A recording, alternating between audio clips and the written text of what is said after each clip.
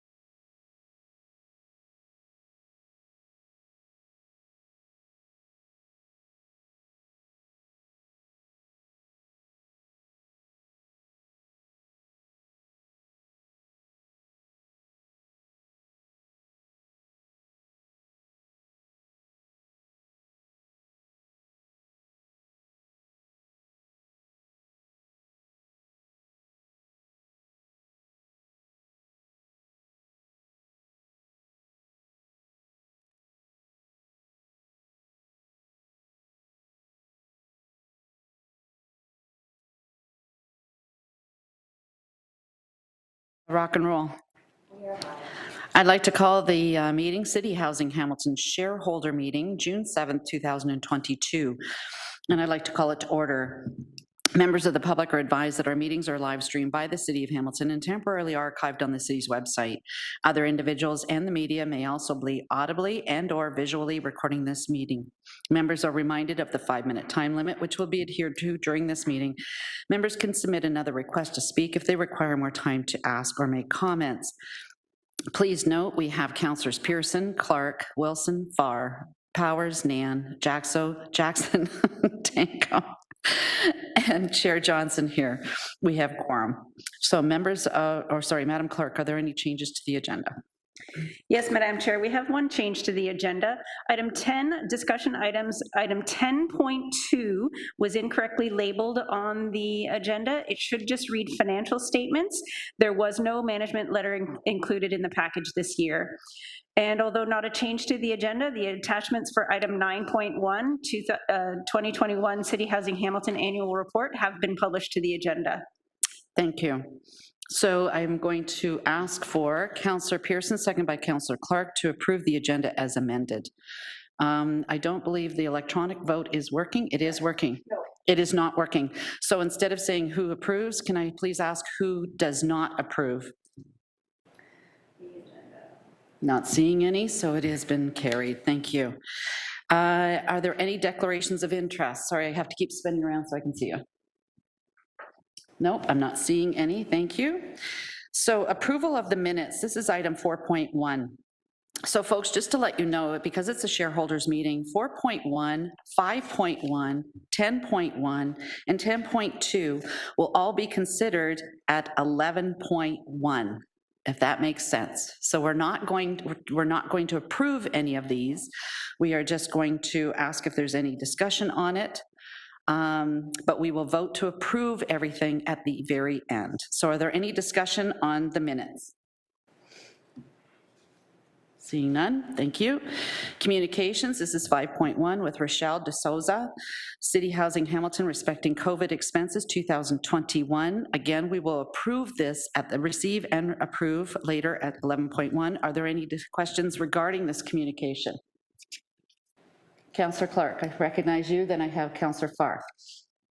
Go ahead, Councillor Clark. Thank you. So my question would be, I guess, to Mr. Zagaric. There's a long list of expenditures that all seem to be related to COVID-19. Are these expenditures things that meet the threshold or the policy, I guess, for the provincial government in terms of utilizing the provincial grants that we received for COVID? Does that make sense? Is Mr. Zagaric online? So through the chair, Brian Mcmullen is here, Director of Financial Planning, Administration and Policy for the City of Hamilton. So when we received this letter from Rochelle through the board, we had conversations with Rochelle and our housing services and our finance administration staff and housing services. So I understand that we provided City Housing Hamilton with these funds, and Rochelle, if we would like, Rochelle could probably confirm that those funds have been transferred to City Housing Hamilton. To the chair, we did accrue it in 2021, and it is part of the financial statements. Thank you. And so, Deputy Mayor, is this letter indicating that we have already paid these grants, or this is a payment that has not been received yet? I'm confused. Rochelle? To the chair, it has just been accrued. Once it is approved at today's meeting, that's when the fund transfer would actually take place. Perfect. Thank you. That answers my question. Thank you, Chair. Thank you. Councillor Farr, welcome back. Your turn. Thank you, Madam Chair. Then through you to Rochelle, it's the 530,887.08 that would be approved today, not the entire balance, correct? Rochelle? Through the chair, yes, Councillor, the 530,887, which were the COVID costs, would be approved today. And just Counselor? for the record, through you, Chair, we had permission from from the city to use, through you to Rochelle, our reserves to offset, I think it was was it 900K in today's agenda? Through the chair, once we receive the COVID funds, our deficit would yet be 445,000. We will be using 2020 surplus, which we had was 940. We would be using that to offset this deficit of 2021. Okay, Thank you, good. Counselor. I said reserve, I meant to say surplus. Thanks for straightening that out, Rochelle. Appreciate that. Just one final question. So Rochelle, as president, and so we're clear for the shareholders, a great deal of these, 2 million plus COVID City Housing Hamilton accounted for expenses until the pandemic hit, then will be covered, but not all, through you, Chair? Rochelle? Through the chair, any COVID-related expenses which met the threshold are covered through this 530 request. Thank you. Okay, I think where maybe I'm getting a little confused, Madam Chair, is that what we realized there were some that couldn't fall under COVID expenses. It's been very challenging for this and probably every other housing provider out there with respect to the pandemic and the challenges, not just security, not just maintenance, but foregoing rents and those sorts of things. So I just want to take a moment real quick to thank Rochelle, who has been regularly updating our board, who has been liaising on behalf of the board through motion with people like Brian and city staff, and yet we very much appreciate Rochelle's steadfast efforts in trying to get us over this very challenging time with respect to expenses directly related to the pandemic. So thank you for the opportunity to do that. Thank you. Are there any other speakers, please? I'm not seeing any. We also have Councillor Pauls, who's just joined us as well. Okay, thank you. So as I said earlier, we are going to approve 4.1, 5.1, 10.1, and 10.2 at the end with 11.1. So now we're on to 9.1. This is the annual report, and I'm very pleased to welcome Ed Vanderwent, our former Chief Building Officer, who is going to and also the CEO of City Housing Hamilton, to present the 2021 City Housing Hamilton Annual Report. Mr. Vanderwent, where are you? You can turn on your video and your microphone, please. Well, this should be on. Thank you. And thank you, Deputy Mayor Johnson, for your kind and generous comments. Hello, my name is Ed Vanderwent, Acting CEO for City Housing Hamilton, and I'm pleased to share and present to you the 2021 Annual Report. As had been the tradition in the past, the CEO would provide you with a summary of the report. However, as a new team member, I'll be summarizing past CEO under comments, and our management team will be taking turns sharing the bulk of the report. As for Tom Hunter's message in the report, we made it through another year of challenges and opportunities during the ongoing pandemic. I've already seen and heard how City Housing was again resilient, persistent, focused, and flexible in the ever-shifting environment. Over the past year, we've also experienced a change in City Housing Hamilton leadership, with Chad Collins leaving after 8 years of service and now serving our city at the federal level in the Canada's House of Commons. I've heard many good things about his leadership. As a result, we're privileged to have Councillor Jason Farr assume the role of president and Nicholas Butt, a community member, become our vice president. Once again, this year's annual report illustrates the innovative work taking place at City Housing Hamilton to address the challenges in affordable housing in our community, including close to $200 million in funding from the Canada Mortgage and Housing Corporation for the repair and renewal of buildings across our portfolio. As well, we were able to construct one of Eastern Canada's first modular passive house buildings at 500 McNabb.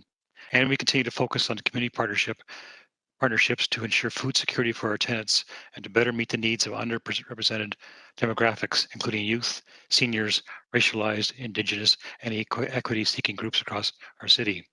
We acknowledge there remains a lot of work to be done and to better meet the needs and address the housing needs in our community. We also recognize the interconnection between housing, homelessness, and the healthcare system, requiring each of us to share our strengths, seeking better outcomes for our communities. On behalf of so many, I extend our thanks to our board of directors, our incredible staff, tenants, and community partners for their continued support, dedication, and work. City Housing Hamilton is particularly grateful to the City of Hamilton, as together we focus on affordable housing as a key priority for City Council. Our work is crucial for the future of our tenants and our communities. Next slide, Amanda. Of note on this slide is that City Housing Hamilton is a large organization with close to 7,000 residential units and a value of over $1 billion. You'll see that on the bottom there is a split of the types of buildings we have, a broad range across our community. On the next slide, Amanda. But on this slide is that 90% of our housing supports families and seniors, and 10% supports single tenants. I now turn over the presentation to our management team, who will introduce themselves as they present. Thank you.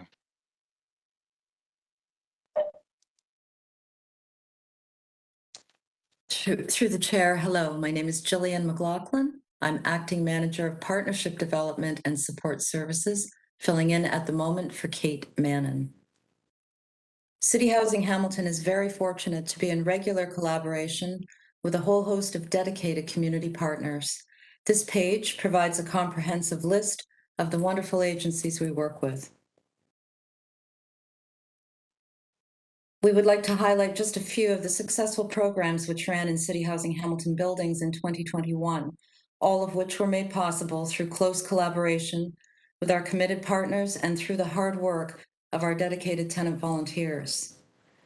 The City Housing Food Market, which was first launched in 2019, continued throughout 2021, offering prepared meals, fresh produce, bread and dairy to seniors living at First Place, 191 Main West and 200 Jackson Street West.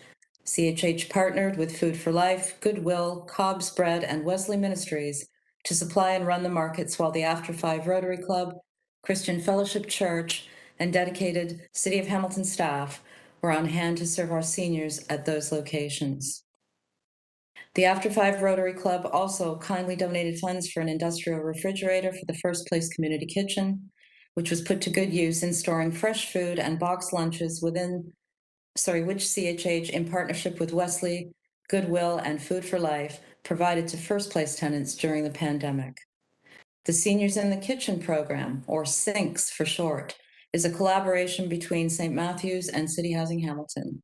This program offers weekly workshops at First Place that allows seniors in need of food security to build culinary and nutritional knowledge in a small group setting.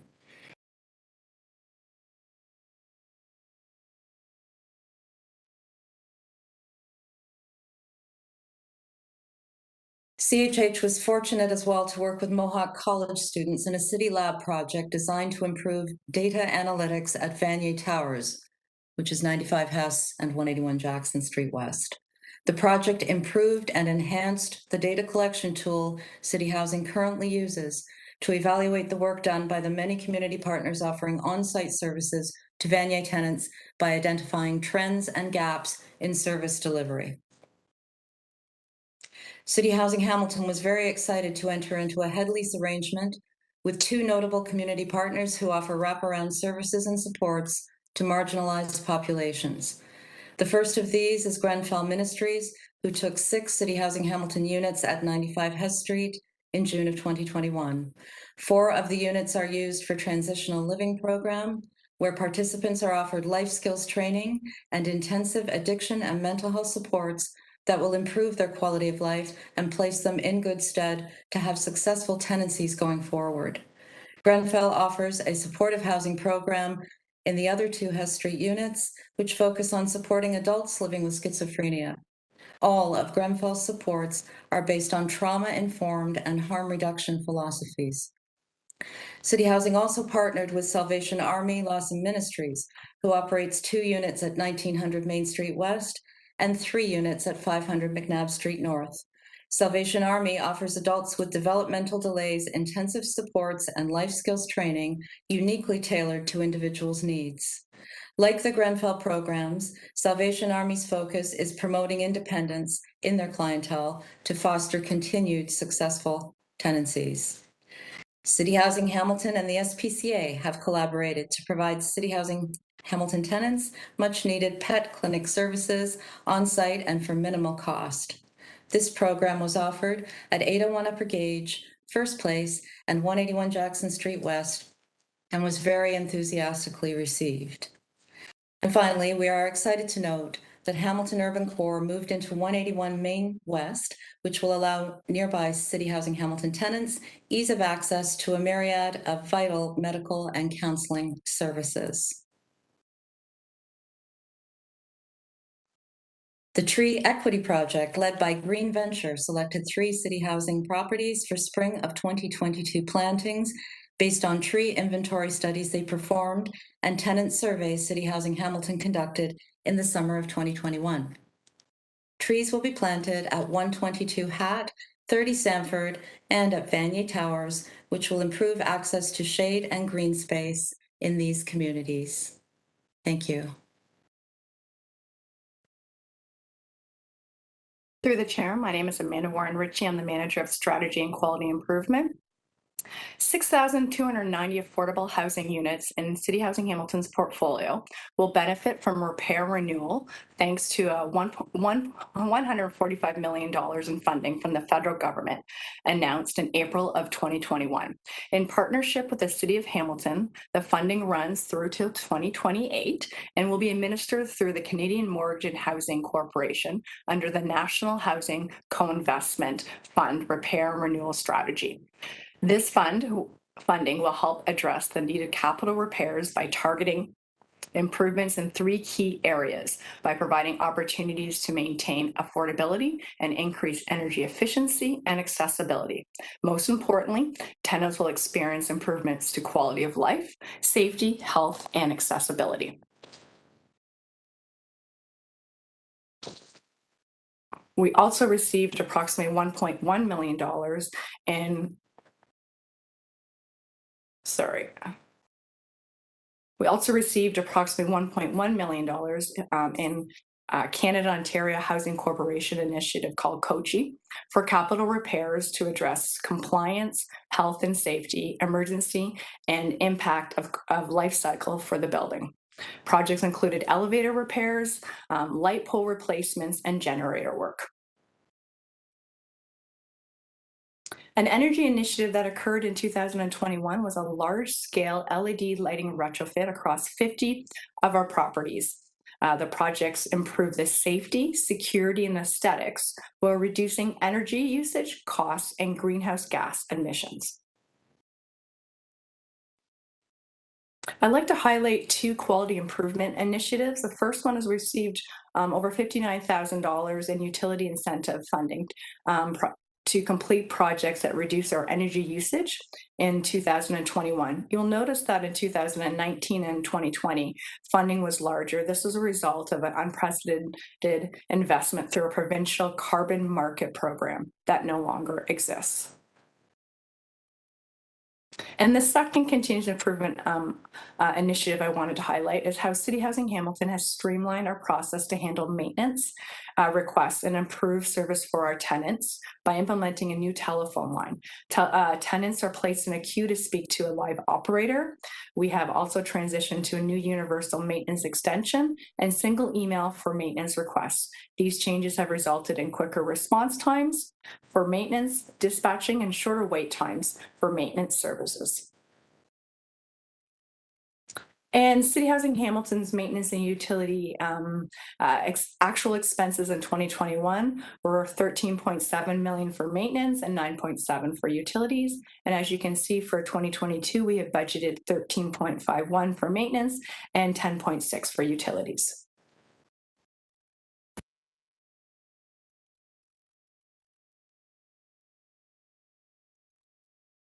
Through the chair, my name is Sean Botham. I'm the manager of development, and I'm pleased to share with you a few highlights of our development and revitalization work.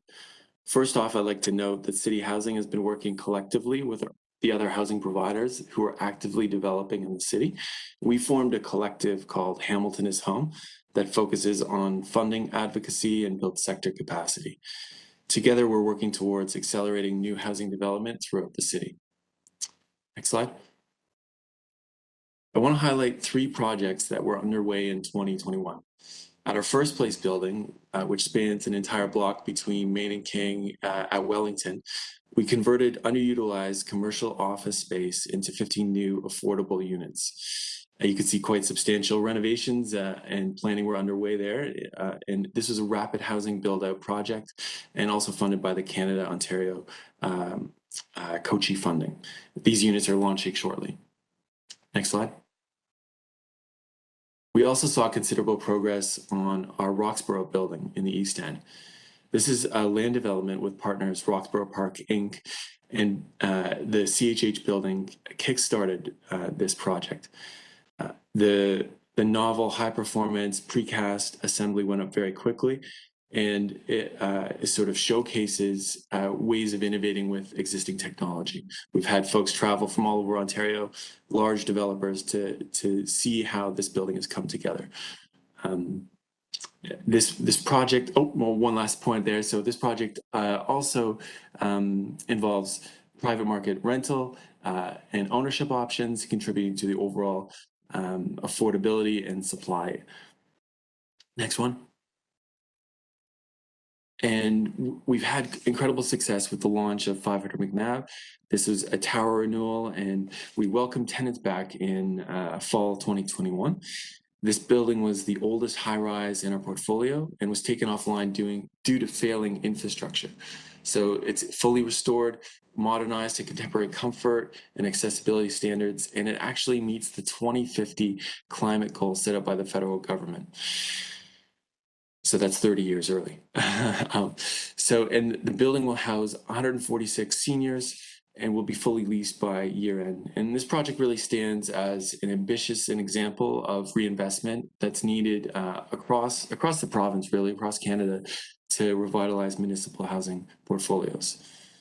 And finally, an integral part of the strategy to revitalize and grow the CHA portfolio has included selling single-family homes and replacing them in mid-rise buildings closer to amenities in a consolidated way that works for our tenants and works for us. And this is enabling net new units. So to date, we've sold 92 in this current phase, and the last few sales we expect to wrap up this year. Thank you.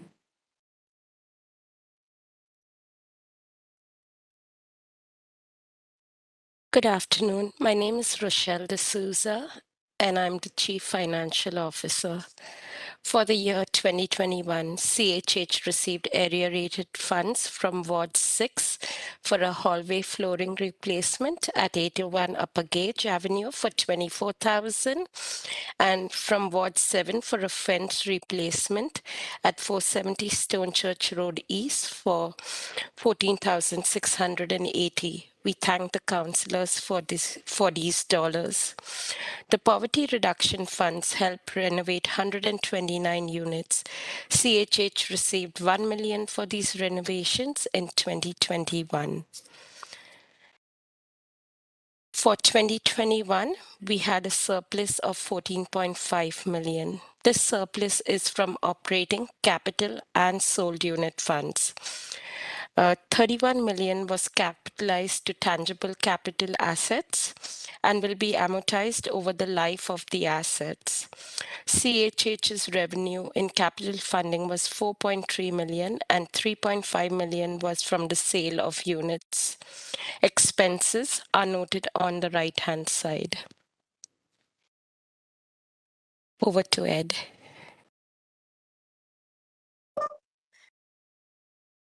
Through the chair. Good afternoon. My name is Leanne Ward. I'm the Manager of Operations with CityHousing Hamilton. This slide shows a photo of our second annual CHH food drive, from which the donations were given to Vanier Towers that we completed on our staff divisional day held on October 20th, 2021. On that day, staff completed a safety and security review, including a rave demonstration, heard from our city manager, Jeanette Smith, and enjoyed informative presentations on both crime prevention through environmental design and training on the administration of naloxone. Next slide, please. We also recognized our staff's years of service milestones on that day, ranging from 5 to an incredible 40 years of service, and celebrated 7 of our staff who have moved on to their next stage of life through retirement. And throughout the pandemic, our staff and tenants have demonstrated incredible tenacity, persistence, and resilience. We're proud to report that between June 2021 and February 2022, CHH partnered with Hamilton Public Health Services and the Shelter Health Network to bring 6 vaccine clinics to Vanier Towers, through which over 200 vaccine doses were administered. And finally, here we have featured photos of snow art created by Janet, a thoughtful and caring CHH tenant at 120 Strathcona, who voluntarily created these to bring joy to her fellow tenants in the midst of the pandemic. As you've heard, we have a remarkable team of managers on the City Housing team. Every day they impress me more. You've heard from most of our management team leadership today. I'd like to additionally thank the excellent work of Manager Bernice Lilly, Manager Tracy Murphy, Manager Brian Kinischuk, and our admin support, Teresa Herchuk. They're in the meeting today, however, you've not seen them speaking. From my brief time here, I can share with you this team and their staff have been open, supportive, and patient with me as I learn the many facets of City Housing. Closely on the presentation of the 2021 annual report, are there any questions? Thank you, everyone. I really appreciate your presentation. I do have Councillor Clark with a question at this moment, and then Councillor Wilson. Go ahead, Councillor Clark. Thank you, Deputy Mayor. I'm not sure who, I guess I'd be asking Mr. Zagaric this. So in the letter that we received from City Housing Hamilton, it speaks to that they had to use $890,000 from their reserves to offset the COVID deficit. I'm sure they're as frustrated as I am to hear that $890,000 of a reserve being used to offset a COVID deficit takes money out of repairs, takes money out of new units. Is there a way for the city of Hamilton to offset that $890,000 so that that reserve can continue and that they can utilize it for new housing or repairs to other housing? So is that directed at a certain staff member, sir? I would say Mr. Zagaric, please. Thank you. Mr. Zagaric? So through the chair. Mcmullen is here. Sorry, Brian. That's Sorry, fine. Brian. Yep, that's fine. Yeah, so through the chair, Brian Mcmullen, Director of Financial Planning, Administration and Policy with Corporate Services. So there's specific requirements, I would say, within the Housing Services Act about the kind of funding that the City of Hamilton will provide to all housing providers. So I think we look to be consistent when we apply and use city funds to fund our housing providers. So I would suggest in this instance, that's what we've done is we've required City Housing Hamilton to go into their reserves for to cover the deficit. Thank you, Councillor. So I'm a little bit confused because the city of Hamilton received a significant investment from the province of Ontario to offset COVID costs, yet City Housing Hamilton is being forced to take $890,000 out of their reserves to offset the COVID costs. And ostensibly, Brian and Deputy Mayor, City Housing Hamilton had to follow the rules that the province put in place or had to follow the rules that the city put in place. And that's what they did. I'm confused why the act would prevent us to use COVID funding that we received to ensure that that reserve is replenished so that it can go towards tenants, repairs, new housing. Through the chair, through the Mcmullen? Yeah, through the deputy mayor. Yeah, so what my understanding is that the $530,887.08 is the request that is being made related to the COVID specific fund. So that request on the City of Hamilton's books, we've also accrued that expense and that transfer to City Housing Hamilton. So we have done that, and that's been looked after in our City of Hamilton 2021 books. So I think that may still leave a bit of a deficit related to the balance of the funds, and I can't do that math quickly in my head. There's still a balance of 1.3 million, it looks like, according to the letter. Rochelle might be able to clarify that. Rochelle? To the chair, yes. So initially we had 940,000 as a surplus, but the 530 helped reduce that deficit. So now we would be using just 445,000 of the original surplus towards this deficit. So what really is what CHH would be from our accumulated surpluses using to help towards 2021's deficit is 445,000, thanks to the 530 coming for COVID cost. Thank you, Councillor. I'm finding this a little bit confusing. So there was a balance of 1.3 million that they needed to find to mitigate their COVID deficit. They had a surplus of 890,000. The city is covering 530,000. So the rest of so 890,000 we cannot assist them with, even though that money was used for COVID. Rochelle? Through the chair, the 530 met the COVID requirements that the city could assist us with. Like, we looked at every expense and had to go through it with a fine-tooth comb, and those were the costs that the city could assist us with. We had other mitigation strategies used also, like the Rent Ready program, which helped in towards the arrears and indirectly reduced evictions. So taking all the mitigation strategies into consideration, including the 530, CHH is left with a deficit of 445,000 in operations. From our 890, which was originally our surplus that we had of 2020, we will have to use 445 towards the deficit. The balance will be used towards improving our buildings. Thank you. Councillor Clark, you're up to your 5 minutes. I'll allow one more question because I didn't give you that 1 minute warning. Let me know if you want to be put back on the list after. Just put me back on because I'd like to regroup my thoughts. I'm still confused as in terms of the city's role and how we can assist. Thank you. Thank you. Councillor Wilson, you're up next.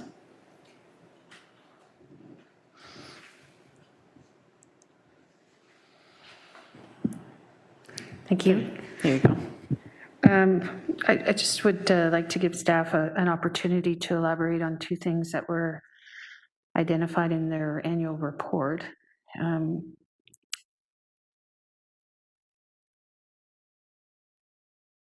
Municipality with an older social housing stock, affordable housing stock. And so the initiative of the call for maintenance, could you go back to that and elaborate on what metrics we're using? When did that start? What metrics are we using to evaluate it? And what is the average call time that people are waiting for? Thank you. Is that for Amanda or Leanne, who's manager of operations? I think it would be Ms. Ward, but I will look to. Thank you. So, Ms. Ward, would you like to take care of that, or Amanda, who? Through the chair, I'll speak on this piece. Sure. So we through the chair, we implemented this queue line back in February of 2021. Before that, we were looking at the fact that tenants were leaving phone numbers on 4 different phone numbers based on different areas, and then we were returning those phone calls 24 hours later. So what this has happened is allowed now that instantaneously our queue line is open between 8:30 and 4:30 every day. The longest time that a tenant is waiting on the phone now is less than 5 minutes, and the service quality has improved probably about 80% as a result of moving forward with this queue line. Councillor? Excellent. Thank you for that, for the detail, Amanda. And I don't recall the slide, so my apologies. It was near the end. I'd like to give staff the appropriate opportunity, it may have been Sean, to talk about the sale of townhouses. I think it was in the slides with 20, maybe 21. If you could just elaborate on that, on how, what role those sales have played in the housing strategy, if you will, for the corporation. Sean, I think that was you. Through the chair, absolutely. So the 100 commissioned for sale, and they were single family homes. I think pictured there, they were actually a townhome, but these were single detached homes.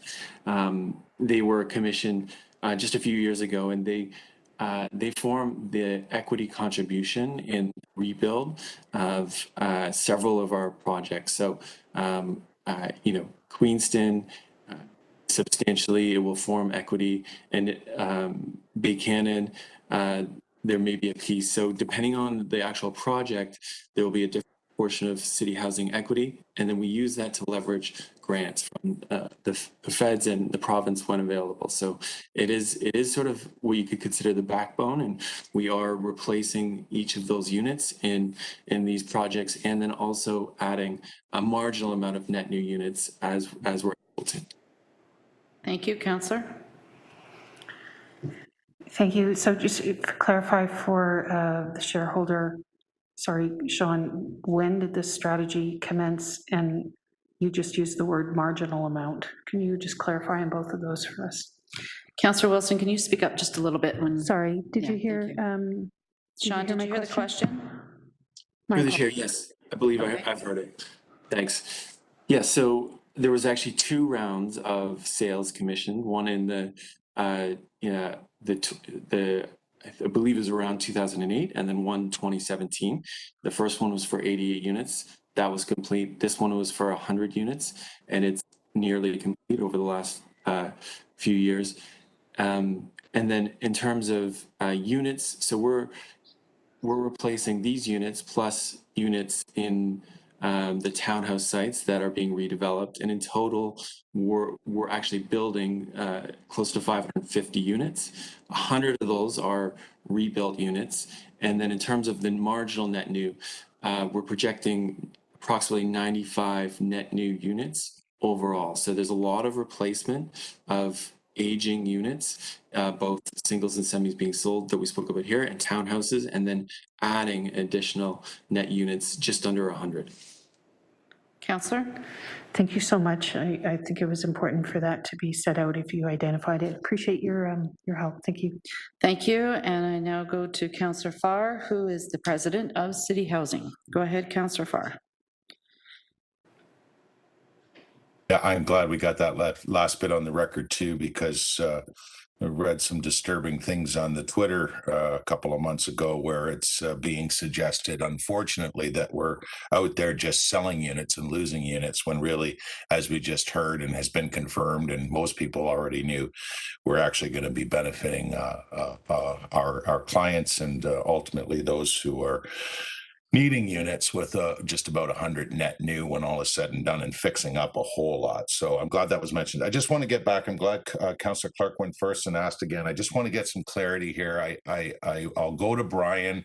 I've talked to Mike about this in the past too. It is a little bit complicated, but if I can get it down in a nutshell, Brian, through you, what I heard you say was, and Rochelle's reiterated, we've done a lot of back and forth through 2021 on that roughly $2 million, what we presented as a list of COVID-related deficits, expenses, unaccounted for expenses, $2,048,140. So you said, Brian, that you've done your due diligence and found what you could find to cover, but there's nothing more. And I think you mentioned, and that was based on, cross-referencing with the Housing Act. Is that right, through you? Yeah, so through the Deputy Mayor, yeah, that's correct. So yeah, through the Housing Services Act, and obviously with the COVID funding. So we provided the COVID funding for that, $530,887. We provided that funding in our books at the City of Hamilton, and accrued that and made the relevant claim on our side as well for those funds. And then within the Housing Services Act, as the municipal provider of housing services, we generally treat all of our housing providers similarly. And the request was made through the Housing Services Division. And I think what I'm reading from that letter was that they recommended to use some of the accumulated surplus from the prior year, 2020, to help offset the deficit in 2021. But were they, through you, Chair, specific It looks like when you read this report, and I'm sorry, Madam Chair, I forget the item number. It looks like it's the rent freeze that isn't being covered. Are they being specific to things that can't be covered, the Housing Services Division? When they're advising you that what can and can't be according to the act? Because it looks like rent freeze isn't covered. Through you to Brian or Rochelle for clarity there, because that's the biggie. That's 1.1 million. Thank you, Brian. Sorry, so through the chair, yeah, I'd like Rochelle to answer that because that's my understanding as well from Okay, that thank letter, you. which was in late January. Thank you, Rochelle. Yes, it is the rent freeze part, but CHH did recover some of the rent pieces just from the AIRs, which is the annual reconciliation. So technically, we are left with a 445,000 deficit, which would come from that 890,000. So the rent freeze, we tried to look through everything to see if we could cover it in some form, but there was no way that we could cover. The bad debts was another area where we tried to find resources, and the Rent Ready program helped with that. Thank you, Councillor. So for clarity, through you, Rochelle, while we in this report and the board has been advised rightly by you and others over the course of this pandemic, add rent freeze to our criteria of COVID pressures, it is not. Was it? Why do we add it when the act won't consider it something that the shareholder, the city, can cover? Thank you, Rochelle. It was through two pieces. The act, the rent was frozen. However, the COVID costs, it couldn't come under the COVID costs definition. So that's why we couldn't cover it under COVID cost. Okay. Gotcha. It's under the header 221 CHH budget. CHH presented 2021 budget highlighting the following COVID pressures, and it's the first line there. And maybe that's where I've been confused all along the way. I know it's been difficult to try to mitigate this, and it's difficult for me, and I think probably some other board members, that we got to utilize surplus because there's never enough to look after the many assets that we have, as you saw in this report. I'll just conclude. I'm not gonna press it. I appreciate the questions from Councillor Clark, because it does, when you stare it, right in the face, it's very unfortunate. I don't know what Kiwanis Homes or Victoria or the other big providers in the Hamilton area, how they got through. They would have been under the same pressures, COVID pressures, and I believe they would have also had the rent freezes as well as it. I think I recall rent freezing being very much associated with COVID conversations when they were happening, very much. So it's kind of unusual, but I'm not going to press it any further. I'd rather end on a happy note. It was an outstanding presentation. Really jazzed about Ed, especially when you consider all of the building we're doing right now. Our new interim CEO comes at a great time. He's just a guy we all know as councillors that just gets along well with others. And he obviously has recognized here today that he's got a terrific staff to work with there at City Housing Hamilton. All of them presented great. Love working with them. Thank you very much for the time. Thank you. Actually, you were over time, but there was no one else in speakers list, so that's why you were allowed to finish up. So thank you very much, President, for all your help and your work on this file. So I have no other further speakers unless someone's going to wave frantically, and I don't believe we have quorum. Don't count me twice. Oh. We do. We have Ward 1 hiding in the corner over here. So thank you very much, Acting CEO Ed Vanderwyn and Jillian and Amanda, Sean, Rochelle, Leanne, excellent presentation. This is the one time I will be asking you for a vote to receive that presentation. It's been moved by Councillor Farr, seconded by Councillor Wilson. Any opposed? Remember, we can't vote today, folks. It's going to be hands only. No one's opposed. Councillor Farr, you're opposed? No, I was half listening to you. Did you want to speak, sir? No, I put my hand up. I'm very much in favor. Thank you. And then I need another, so it's been moved again by Councillor Clark, second by Councillor Nan, to receive the report. We're allowed to receive the 2021 report. Any opposition to that? Seeing none. Thank you. So now we're on to 10.1. This is the Canada-Ontario Community Housing Initiative Funding for New Developments, Report 22001. Are there any questions on this item, please? I'm not seeing any.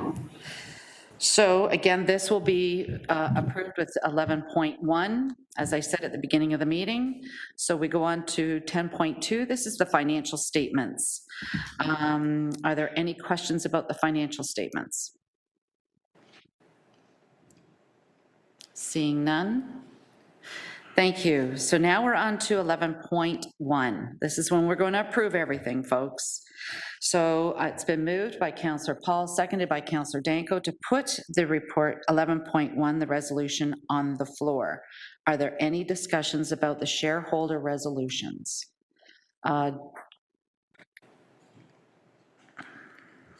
Thank you, Councillor Danko. Just read your message. I'm not seeing any questions on this. So now I need to move and second it. I think we just put that on the floor, did we not? Thank you. So anyone opposed to approve the shareholder resolutions? Seeing none. So now do I go back, Clerk, to 4.1, 5.1? That's all included. So folks, we just did 4.1, 5.1, 10.1, 10.2, all in 11.1 as promised at the beginning of the meeting. So now it has been moved by Councillor Jackson, seconded by Councillor Pearson, that we adjourn. Any opposition? Haven't seen any yet. Thank you, folks. Thank you very much. Have a good night. We'll see you tomorrow at council meeting. Don't forget to log in early.